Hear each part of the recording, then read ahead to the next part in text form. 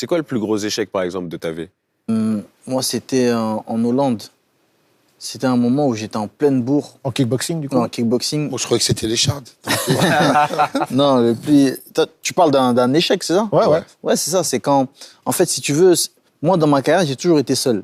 Là, tu le vois aujourd'hui, hein, magicien, un truc. Ouais. Dans ma Non, team, t'étais pas. tu viens dans ma team, tu te dis, mais c'est pas un staff de combattants de haut niveau, ça. Parce que moi, j'ai toujours commencé seul. Au début, j'avais un formateur qui m'a appris comment boxer.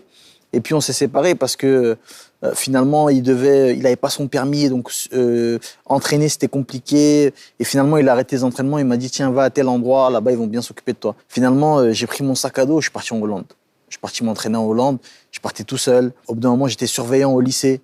Et quand c'était les vacances scolaires, je partais 2 semaines en Hollande pour m'entraîner. Sinon, je m'entraînais tout seul à Angoulême, à côté de Bordeaux. Et je faisais un peu ça, comme ça.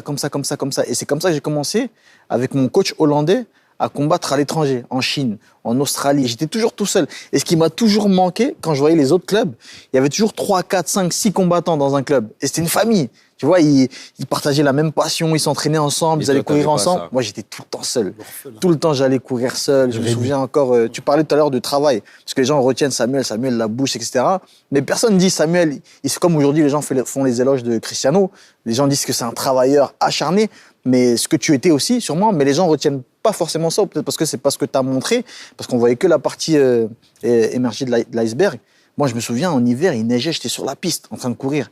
Et je me disais, j'espère qu'un jour, je serai sur un plateau télé en train de raconter ça et que les gens vont se dire, ah ouais, ce mec-là, il a taffé. J'étais seul sur la piste, il neigeait et j'étais en train de courir. Ce que je déteste le plus, faire des tours de stade. Pourquoi? Parce que je me disais, ça va payer.